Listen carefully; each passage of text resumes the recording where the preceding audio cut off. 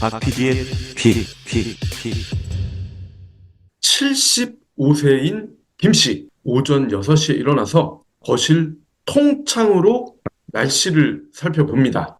40층 높이에서 보는 시티뷰, 막힘없이 주변이 잘 보인대요. 그리고 오전 6시에 일어났는데 잘 다려진 하얀 셔츠에 니트를 겹쳐 입고 코트까지 걸치고 3층으로 조식을 먹으러 갑니다. 메디컬 센터 조언대로 샐러드와 채소, 생선 위주로 골라 담았대요. 오호.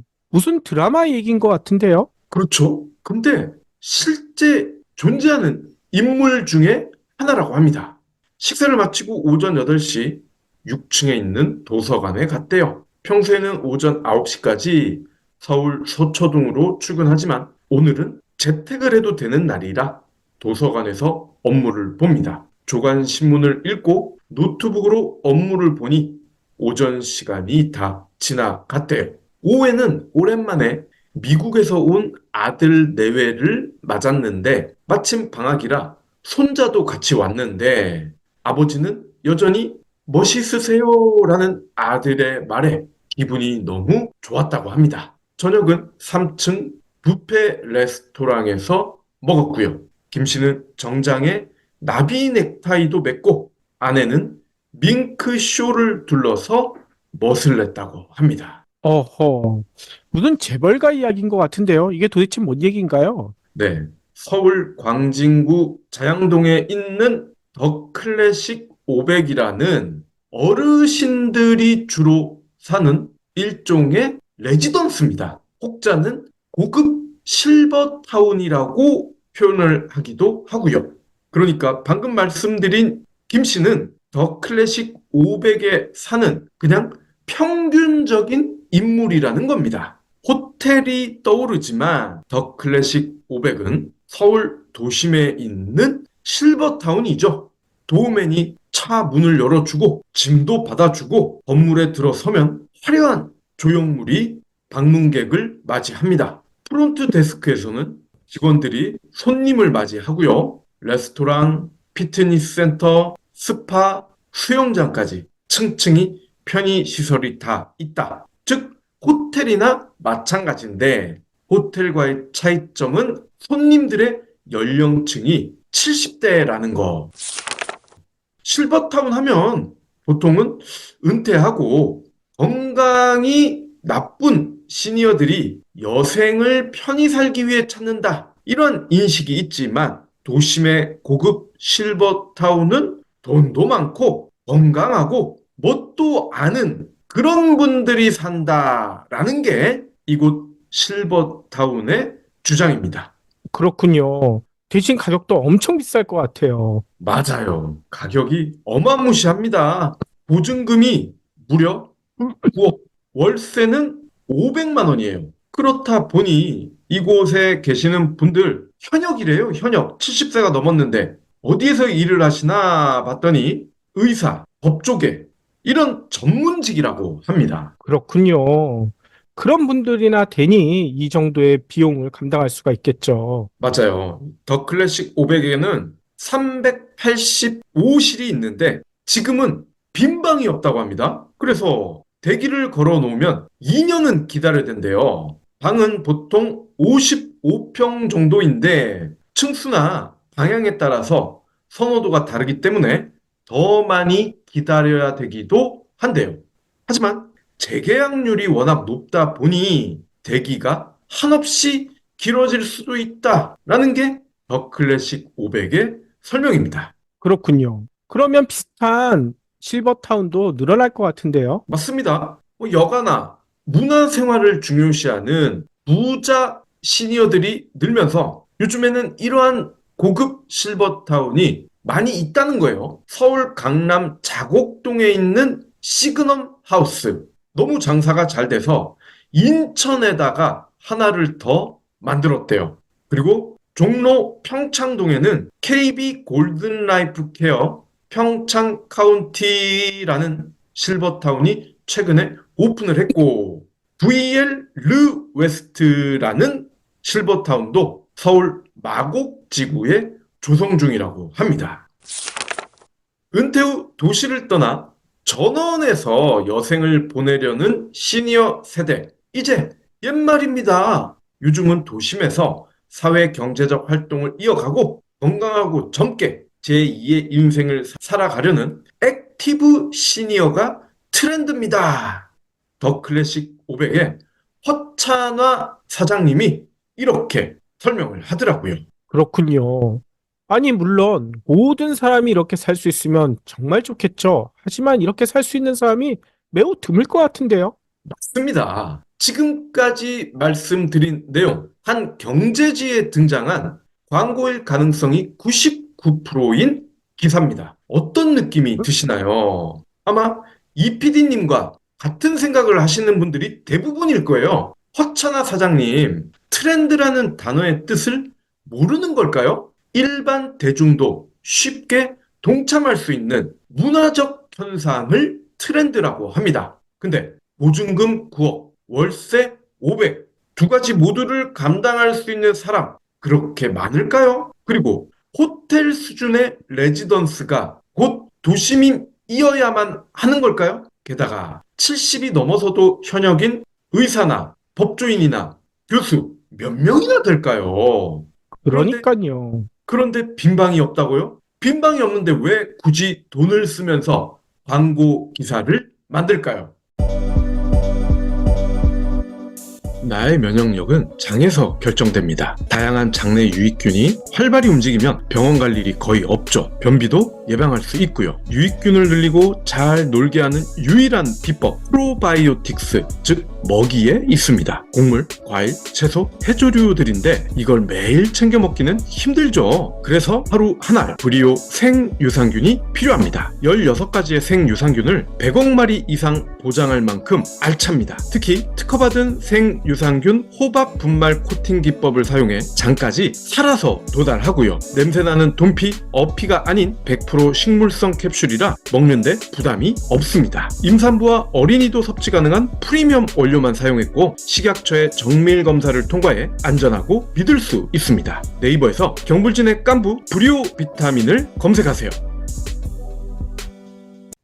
경북에 있는 예천군을 아십니까? 칠곡 다음으로 인구가 많은 군인데 5만 5천 명 수준이라고 하네요. 아시다시피 이곳 역시 인구 소멸을 걱정하고 있는 곳입니다. 그런데 최근 예천에 70명이 넘는 분들이 새 둥지를 틀었습니다. 무슨 일이 일어난 걸까요? 그러니까요. 예천이 고향인 유튜버 김경만 씨.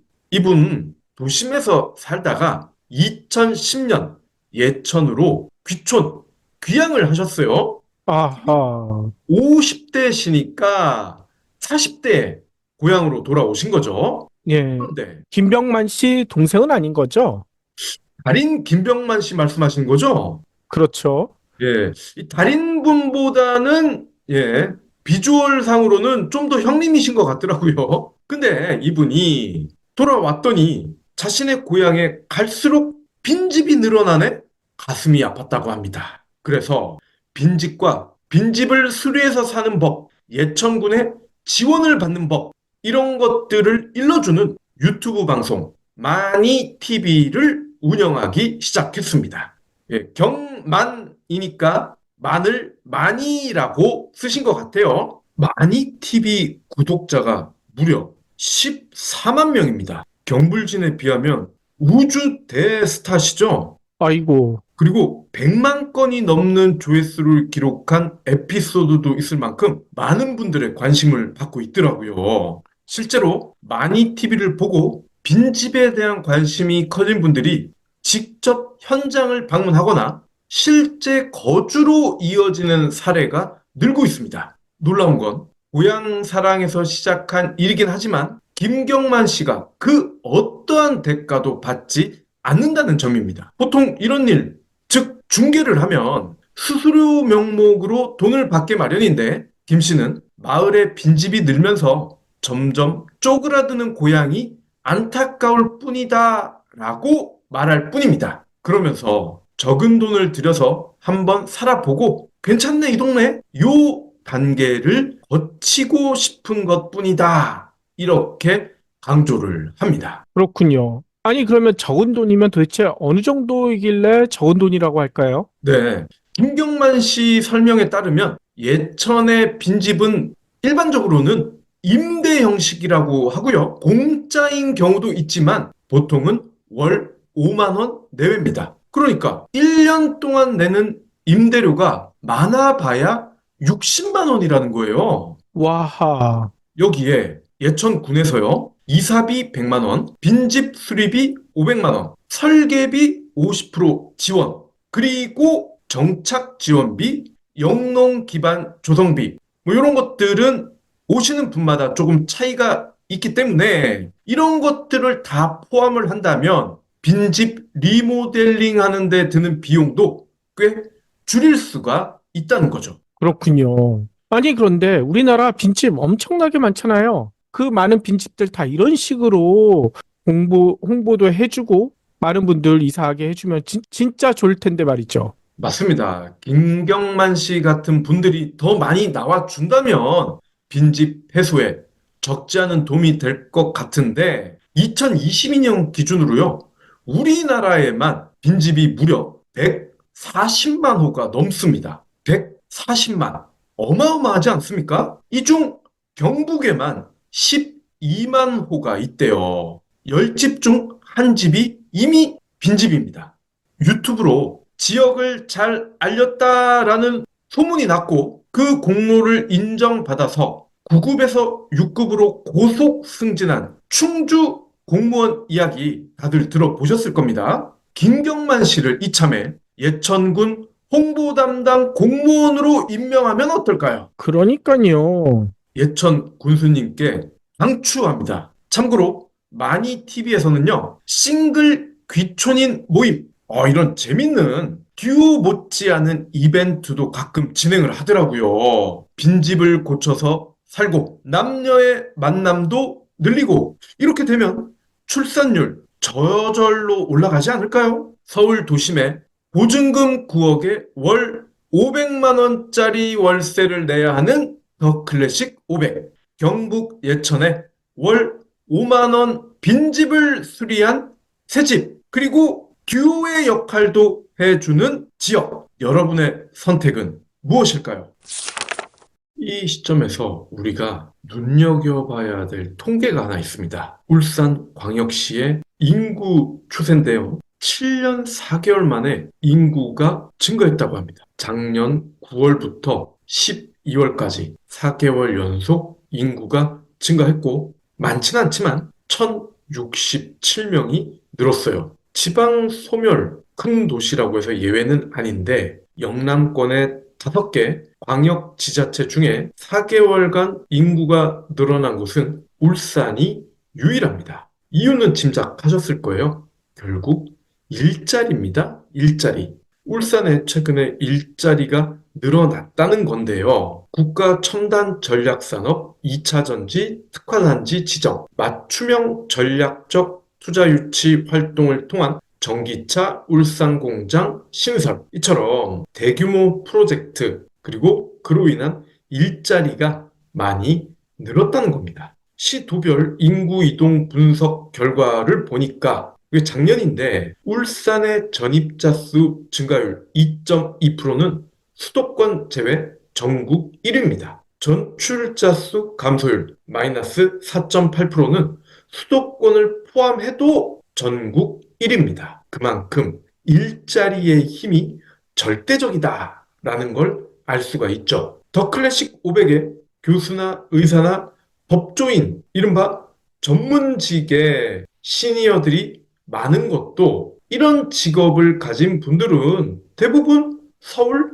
강남으로 출퇴근을 한단 말이죠. 강남에 법원이 있고 병원이 있으니까요. 만약 예천을 비롯한 다른 지자체에서도 일자리를 늘리는 정책에 더 많은 투자, 관심을 기울인다면 빈집을 저렴하게 개조해서 이용하는 것, 그 이상의 효과를 볼 수 있을 겁니다. 하지만 쉽진 않죠. 군 단위의 지자체에서 일자리를 늘릴 수 있는 거 현실적으로는 어려울 겁니다. 하지만 그걸 해내면은 인구 소멸이 아니라 인구 증가라는 뿌듯한 열매를 딸 수가 있을 거예요. 또 꼭 해당 지역의 일자리만 생각할 게 아니라 인근 대도시의 일자리를 생각하는 것도 나쁘진 않을 것 같아요. 예천만 하더라도 제일 가까운 대도시는 대구가 있을 거예요. 그럼 대구 출퇴근을 할 수 있도록 하는 그런 교통 지원책, 이런 부분에 신경을 쓴다면 간접적으로라도 인구를 늘리는 효과가 있지 않을까, 그런 생각을 해봅니다. 경불진 완주해주셔서 감사합니다. 하트 투척, 댓글 남기기, 링크 공유, 계좌 후원 등 경불진 두 PD에게 힘을 보태주세요. 더 좋은 내용으로 보답하겠습니다.